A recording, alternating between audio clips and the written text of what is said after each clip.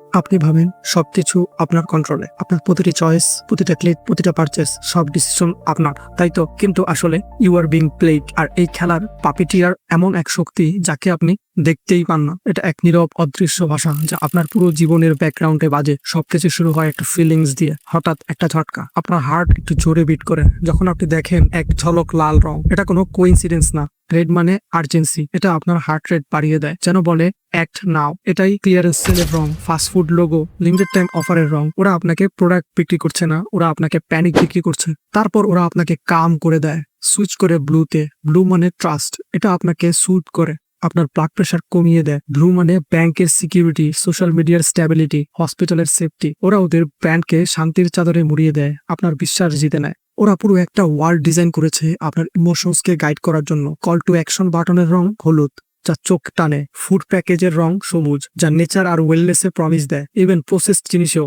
Luxury ব্র্যান্ডের রং কালো, যা পাওয়ার আর সফিস্টিকেশন বিক্রি করে। এটা শুধু ডিজাইন না, এটা একদম ক্যালকুলেটেড সাইকোলজিক্যাল অপারেশন। এবং এখানে একটা সিক্রেট আছে। স্টাডিজ বলছে আপনি যখন কোনো নতুন প্রোডাক্ট দেখেন, মাত্র 10 সেকেন্ড একটা সাবকনসিয়াস জাজমেন্ট করেন, আর সেই জাজমেন্টের 90% পর্যন্ত শুধু কালারের উপর বেসড। ওরা শুধু আপনার ফিলিংস ইনফ্লুয়েন্স করছে না, ওরা এগুলো প্রোগ্রাম করছে। তাই পরের বার যখন কোনো ব্র্যান্ডের প্রতি আকর্ষণ অনুভব করবেন বা হঠাৎ করে আর্চ আসবে, স্টপ, ভালো করে দেখুন। আপনি শুধু একটি রং দেখছেন না, আপনি দেখছেন সেই স্ট্রিংস যা দিয়ে আপনাকে কন্ট্রোল করা হচ্ছে।